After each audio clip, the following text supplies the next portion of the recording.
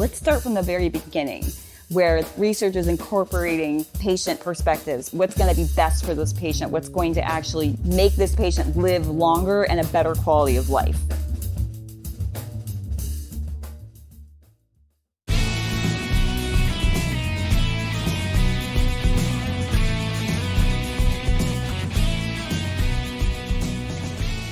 From OffScrip Media, I am Matthew Zachary, and this is Out of Patience. On today's show, Christine Hodgdon, a globe-trotting human Fodor conservation biologist turned Radvocate, that would be my neologism for radical advocate, by way of her enduring the loss of her father to a rare cancer at the same time of her own diagnosis of stage 4 metastatic breast cancer and thyroid cancer.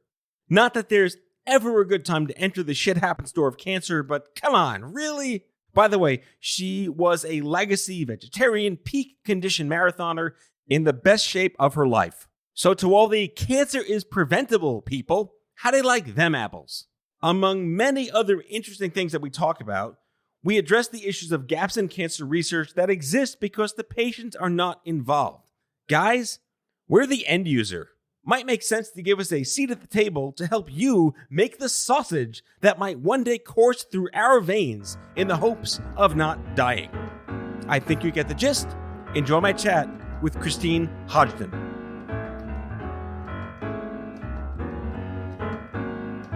If you were here, you'd see like my desk is covered in Christine. That's so funny. Endless fodder.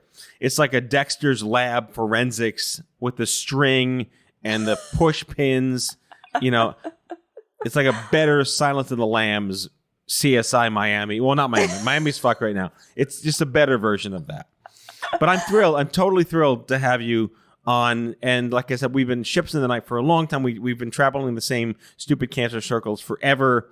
But you represent something so interesting in the annals of advocacy, which is the kind of born into it by accident advocate. You know, you nearly died at 5. You nearly died at whatever age you were when you got all the cancers. Your father passed away. And you found yourself in a situation where you were the N of one snowflake where some drug actually worked. But I always like to talk about metastatic cancer because no one does. And it's this like redheaded stepchild of breast cancer and everyone thinks it's a thing. And so when you first walked into that shit happen store, you know, thyroid's kind of like the added bonus. Was it the least likely thing you ever expected to happen in your life? Actually, it wasn't, because I feel like a lot of people experience this when they lose a parent young. I and my brothers all felt like we were all going to die young. We had this sensation that like, okay, you know, well, if it can happen to my dad, it can happen to us. So I had always kind of thought that I would probably get cancer, which sounds really strange, but it's true. So when I was told that I had breast cancer, it was still a shock, you know, of course, because you can think one thing, but then when it actually comes down to it, it's really scary. So it wasn't the last thing that I thought of. It was just kind of, I just felt like, all right, well, now I have to move forward. Now I'm going to have to it was just like I saw the whole fight laid out ahead of me. And I know a lot of patients don't like to talk about it as a fight, but you are battling something. I mean, I knew it was ahead of me because I saw my dad go through it. And we had some really uncanny parallels with our cancer diagnosis, but it wasn't the last thing I thought of, no. I wasn't surprised. I feel like that is a very cockeyed, cynical predisposition of bring it on. Yes. You walked into it like just whatever. You're 34. I was 21. Like we're in such a different mindset at our age. Yeah. So you had this sort of sense of, I'll say pseudo vulnerability that most 34-year-olds don't normally have. Yeah. And I wouldn't have had that if I hadn't lost my dad. Right. You know, he had died 6 years before and I would not have had that. My life was like so perfect before my dad got sick. I really thought that, you know, I thought every good things happen to good people and that's how life works and that's how the world goes. And it was like, no, that's not true at all. So yeah, once I had that experience, it did sort of, it put like you said, kind of like that cynical filter on everything. Yeah. But, you know, I think for me, it served me well that I really did walk into, I was very healthy when I got diagnosed, which sounds funny. It's like, oh, you were healthy when you got diagnosed with metastatic breast cancer? Yes, I was very healthy. I had been a vegetarian for 20 years. I had exercised, run half marathons, at least 12 half marathons, I think, at that point. And I was training for a triathlon. I was just in the middle of I was in my prime. And so when I got diagnosed, I was super healthy, which really did. And I had this attitude, like, bring it on. And my mantra was, I'll make you my bitch, which is so terrible. That sounds very, this was 5 years ago. So this is before the Me Too movement. I probably wouldn't be using the word bitch now, but I remember going on a running while I knew I had cancer. It was before I did any of my treatments. And I remember coming home and taking a picture of my watch, which showed like an 8-minute pace. I had just run 3 miles. And I said, the whole time I had this mantra of, I will make you my bitch. And it felt really good. It felt good to be like this badass who was going to take cancer on. Now, I feel a lot differently having gone through it. It's really different when you're metastatic, because you're in treatment indefinitely. There's not really an end in sight. And I think that's why patients are sensitive to the word survivor. And many people die of metastatic cancer. So I understand it. But for me, it did kind of feel like a battle I was going through. And I had chemo. And for me, I happen to have, as you mentioned, I have a certain subtype of cancer that responds really well to targeted therapy. So I'm very lucky that I don't have to be on chemo for the rest of my life. I get to be on targeted treatments that have pretty limited side effects, some side effects, but, it's not chemotherapy. So, it's a little bit of a different angle for me. And I think what we're learning about metastatic disease is that there's a spectrum of metastatic disease. There are different types of stage 4 people. And so I would love to see in the future that they actually like stage 4A, B, and C, because, I would be considered like a 4A. I was very early in my stage 4 diagnosis. And so, it's very different from somebody who is maybe older, has other comorbidities, and may not survive for that much longer. So, it's a totally different spectrum. And that's what I've learned, that, when I first walked into this, I was like, I don't want to meet metastatic patients. I don't know if you felt that way about meeting cancer patients, but I was like, I do not want to meet another metastatic patient because there's nobody like me. I'm doing really well, and I don't want to meet anybody that's going to scare me. And I couldn't have been further from the truth with that. There's a lot of people like me. It's just we don't talk about it. It's just not out there. So you asked me if I ever wanted to know someone like me when I was diagnosed. I was diagnosed during Clinton, before the internet, when AOL CDs were rampant and the Wiz was making all of its crazy commercials. So it didn't even occur to me that there could be anyone else I could talk to. So it never dawned on me to even think about that. Plus, I was a 21-year-old in pediatrics. So even the idea of, quote, peer didn't mean anything to me. And I've said this incessantly in my career. It took me 7 years to meet somebody who was like me. And that was the Gestalt moment that really set me off in getting out of my second career, because I was supposed to be a concert pianist, into the world of advocacy. I tend to live by the dogmatic principle of that. It's not about what you have, it's about your commonalities with people. So I just wanted to meet someone who knew what it was like to be impotent and lose your body image when you're in your 20s and supposed to be doing the things that 20-somethings were going to do. I do want to comment on your sort of starting to sub-segment the stage 4s into the oh shit-ometer of how bad you are. Where do you see the value in that, as far as like kind of, is it a label? Is it just for you to have a sense of, do I go cliff diving now, or should I have a kid? What does that mean to you? Well, that's a really good question. It's hard to say. I feel like it's valuable if you're on the beginning end of that 4A. If you're at that side, it's valuable, because then you can sort of continue to plan your life. And even though they told me, they still said, now I was 5 years ago. So even in 5 years, we've come very far, because I was a HER2 positive breast cancer patient. So, even since then, there's been several drugs approved. So 5 years ago, they were still kind of saying to me, we're not going to give you a timeline, which I actually agree with at any stage. I don't think doctors know enough to determine when you're going to die. And that can really mess with patients' psyche. Yeah. So I don't think you should ever give a timeline. Like, that's just when patients come to me and say that their doctor said I have 2 months to live, I try to like temper that with like, well, let's just, let's look at the facts. Let's see, because they don't know. Although I will say the doctor with my father completely nailed it, like to the day. Wow. So to the day when I finally got the guts to ask him how much longer my dad had, he said 3 weeks. And it was like 3 weeks from that day. So they do know some things. I just think that there is value if you are, if you're young and you are on this, on this side of where you're going to have targeted treatments, where you have, for me, I also was hormone receptor positive. So I had even more targets to hit. And I'm going through hell with some of my side effects. But now I kind of see my prognosis much differently. And it's gotten better. The longer you live with metastatic breast cancer, the more likely you are to survive longer. It's very interesting. So I didn't know any of that when I first got diagnosed. I just thought I was going to die. I figured, okay, I got diagnosed de novo, meaning from the very beginning I was metastatic. And it was around the same time my dad got diagnosed, and he, was diagnosed in June and died in September. And I thought, well, I'll just follow that same track. I'll just do chemo, and then it probably won't work, and then I'll probably just die. But then as I started doing the treatments and learning more, I realized like our cases were actually vastly different. He had like a rhabdomyosarcoma is what it was called. And so very rare. And it's usually in pediatrics. It's right. usually Yes, it is. Not. Yeah. So he was 57 when he was diagnosed with that. And I still follow that. And they still don't have much, they still don't know much about it and what to do with it.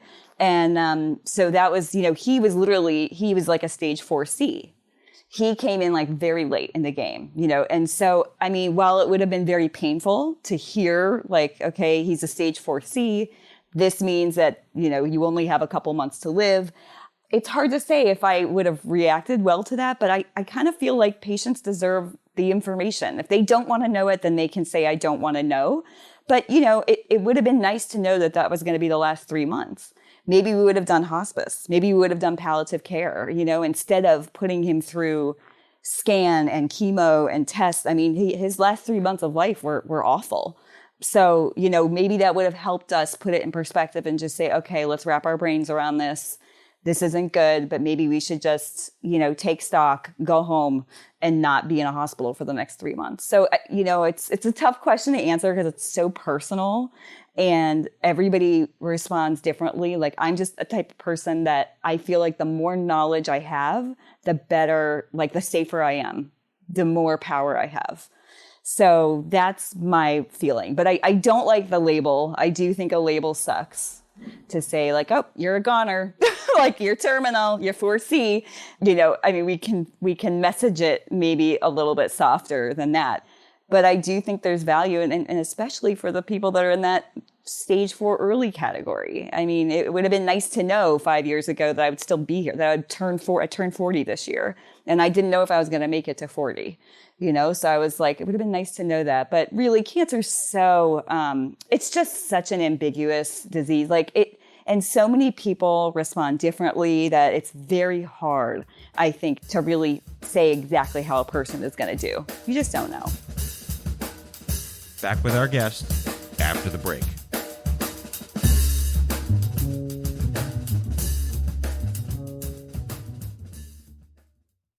Has your chronic illness made it difficult to continue working in the traditional way? Want to learn how to find and create flexible remote work that both accommodates your chronic illness and generates an income? Join the Patients Getting Paid membership, a community of chronicpreneurs where people just like you find workshops and trainings, weekly updated condition-specific gigs, twice monthly coaching calls, co-workings, accountability, and the kindest community to support you on your path to make money while working from anywhere and taking good care of yourself. Learn more or join us at patientsgettingpaid.com.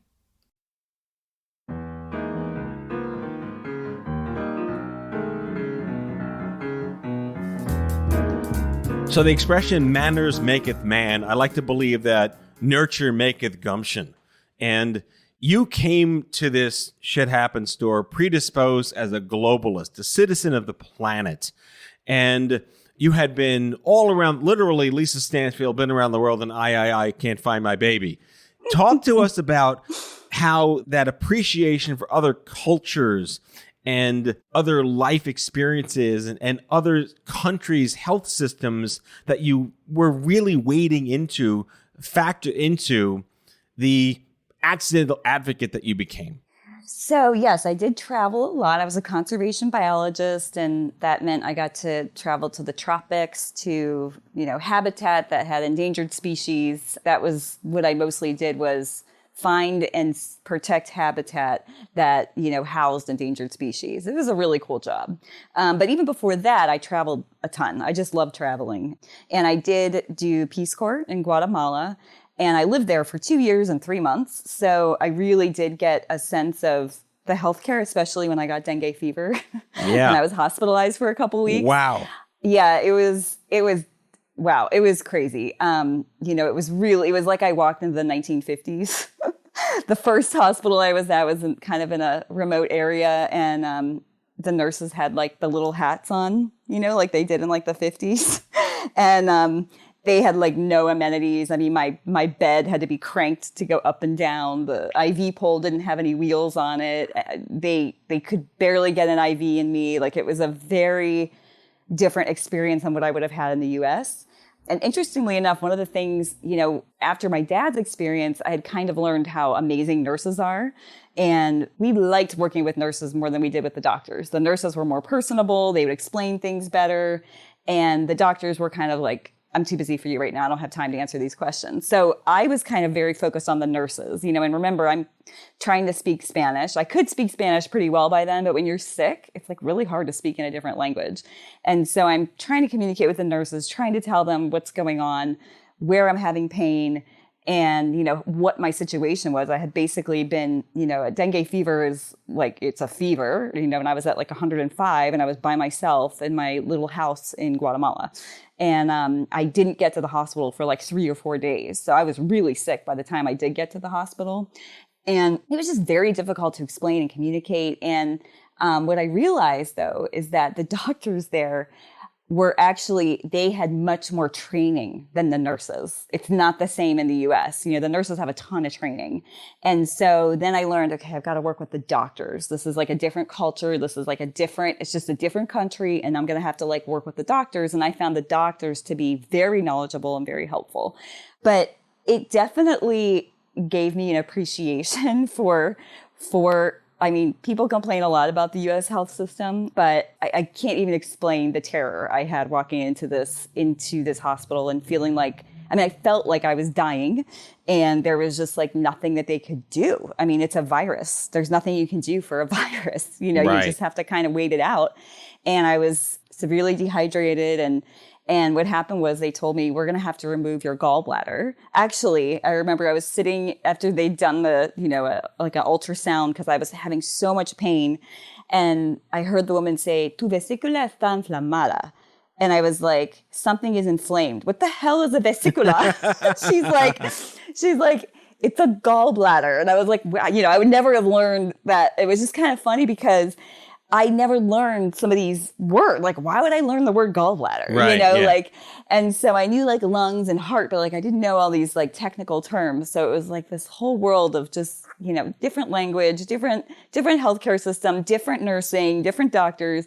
So what ended up happening was they transferred me to Guatemala City, which is the capital. And oh my God, that was like a dream. Walking in there, I was like, this is like a 5-star hotel. This is amazing. It was very, very clean, very, it was the stereotypical hospital. All my family thought I was that first type of hospital that I was in. That's what they thought all of Guatemala hospitals were like. Well, that's not true. Right. In the city, they have really nice hospitals. The doctor was like, by the way, if I have a certification that if the president of the United States needed surgery, I'm one of the only people in this country that could perform a surgery on the president. I was like, okay, that makes me feel better. Yes. But, it was just the majority of that country, the only access they had were to hospitals like the first hospital I was at in this remote setting. It was just very different. So I've learned how to work the U.S. health system.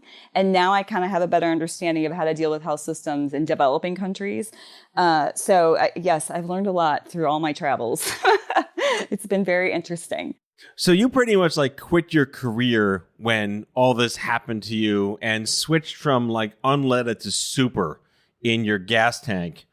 and decided to just figure out how do you take your unique Liam Neeson set of skills to, make a dent, derail, deride, chide, critique the failings that we so often talk about around trials and access. And I think the magic word here with regard to your father's last 3 months is dignity around how you choose to live your life. For the listeners, I'm reading off a piece of paper that I printed out because I cannot possibly remember all the things that you're now involved with. I mean, Metastatic Trial Talk, the Storm Riders Network, Komen, the Breast Cancer Prevention Program at Kimmel, Teresa's Research Foundation, more Komen, the NIH Moonshot Program, the FDA, the Metastatic Breast Cancer Alliance, the National Coalition for Cancer Survivorship, which gave birth to me, by the way, the Metastatic Research Society, Lilly Oncology, Beyond Pink Foundation. But I do want to focus on the GRASP Cancer idea, graspcancer.org. This to me makes sense, but I want you to give us like the elevator pitch for it, why it's necessary and how it's not competing with other ideas of its kind. Well, the big difference with GRASP is that it's patient-led. This is developed by 2 metastatic breast cancer patients. And, we both feel strongly that patient advocates drive better research. And what we learned was that there's not really many opportunities for researchers who spend most of their time in a lab to meet a patient. They're not going to walk into an infusion room and say, hey, I need some help with my grant here. Can you, that's not going to happen. Usually the advocate has to kind of go maybe to their oncologist and say, hey, I'm very interested in research advocacy. But there's very few programs that exist that actually bring researchers and advocates together. And there are a few, and they're very good, but they're still set up that we'll just call that person, the clinician, researcher, just the collective term, we'll say scientist, is the expert. And you, the patient, are there to learn from the scientist. And, that's just not actually true. I mean, the patients have, people say PhD, which is like personal history of disease, Nice. Where it's like you're an expert in living with cancer. And so we wanted to recognize patients as equal partners in, this endeavor to drive better research. That's like the main goal, is that in the end, like the end goal is we want to improve patient lives, improve outcomes for patients by driving better research through a partnership between advocates and researchers. It really does work. I mean, now that I've been involved in so many research projects that I know I'm making them better by helping them shape the project. Maybe it has to do with design. Maybe they're focused on something that's not that important. I mean, we see so many projects funded that really have no impact on patients. And what a waste. Why not bring in the experts, the patients, to find out if this is really something that's going to help the community? That's how I see it differently, is that we really we're treating each as an expert in their own right. We've got, or an oncologist, for example, is an expert in treating cancer, the researcher is an expert in studying cancer, and then the patient's an expert in living with cancer. So do you see this as more of like a summary executive of your assay of what's wrong with the system? Because I tend to be a cockeyed pessimist in this because I'm Jewish from Brooklyn by genetic default predispositions. But, channeling my inner Woody Allen is it still comes down to the moment in time when you are sitting down with whatever doctor winds up being your doctor. And that human being having the objectivity and the knowledge to make a recommendation that's right for you. How does humanizing, or maybe putting, I'll say, consumer advocacy into the research process trickle down to that decision moment? Well, I mean, I'm not actually sure. I don't even know. I just know that any drug that a patient gets has to start with research. That's the beginning. There's a person working in a lab who has this idea, and then they move that drug through different testing, and maybe it gets past the preclinical trials to the actual clinical trials, and then through the clinical trials, the drug gets approved and it gets to a patient. So we know that it has to start. Research is like the first step in any kind of treatment that's going to help a cancer patient. And so let's try to make the oncologists more in tune with what a patient needs. It's like too late in the process. Let's start from the very beginning, right, where that research is incorporating patient perspectives. What's going to be best for this patient? What's going to actually make this patient live longer and a better quality of life? That's what we're always looking for. Yes, we want to live longer, but we don't want to live long with a shitty side effect. It's like we want to live longer with a good quality of life, which, by the way, researchers forget all the time. I mean, I can tell you right now, I just had to drop a drug from my regimen because the side effects were so annoying. They were just so bad. I had to drop one of my infusion drugs. And I know that having that drug actually will extend my life. But I had this very candid conversation with my doctor where I just said, I can't live like this. It's just this is not working for me. And this is the first week that I haven't had it, and I feel amazing. I've been exercising more. I've been running more. And I was like, oh my God, I feel like a different person. So, this drug, it's like, it's not even, I wish that they could have studied the side effects a little bit more carefully, and then it could have gotten caught in the clinical trials, and maybe they could have reduced the dose or something. But, it just kind of went through everything. And now here I am not even using it. I'm not even going to use that drug. So I just feel like if we can start more at the beginning rather than at the end of that process, I feel like we have a better chance of, as you said, humanizing the issue and making sure that we are really giving patients the best treatment that they can have and live a good quality life. Who knew that the best doctor on what's right for you is yourself? Who knew? Who knew? Yeah. It's catching on. The doctors, the oncologists I work with, and I do this all through social media. That's a wonderful way to meet researchers and doctors all across the country. It doesn't have to be in your own community. And it's catching on. They know, they're recognizing how valuable that patient perspective is, and knowing the patient does know their body. They know a lot. It doesn't mean that they know everything. It's not, I definitely don't have the same education as my oncologist, but it's a partnership. We're working together. I can tell her, what works for me, and she can tell me what works from the data. And then we kind of negotiate and we move forward. That's how it should be. A lot of people don't have that, though. They do not have these conversations with their doctors. The doctors are kind of the person in charge dictating what happens. And it's a shame, that's really a shame, because there's so much that could come out of actually talking with your patient as a person. Christine Hodgdon is a stage 4 metastatic breast cancer survivor, wizard, renaissance, magic advocate. You can learn more about her at thestormriders.org, at graspcancer.org, on Twitter at Christini513. You're a WeGo Health patient leader and apparently the most interesting survivor of Guatemala I've ever had on the show. Thank you so much for coming on Out of Patience. Thank you. That's all for today, folks. If you like the show, be sure to subscribe, leave a review, follow us on social, and tell all your friends to listen. Out of Patience with Matthew Zachary is a product of OffScrip Media. Our executive producer is Matthew Zachary. Our senior producers are Jen Horangeff and Andrew McDowell. Darren Tunn is our production intern. It is recorded, mixed, and edited by Matthew Zachary. Our theme music is by the Mike Van Allen Quintet and by Mara. For advertising and media inquiries, email media@offscrip.com. Hit us up at contact@offscrip.com to share comments, feedback, and make guest recommendations. For more information, visit offscrip.com.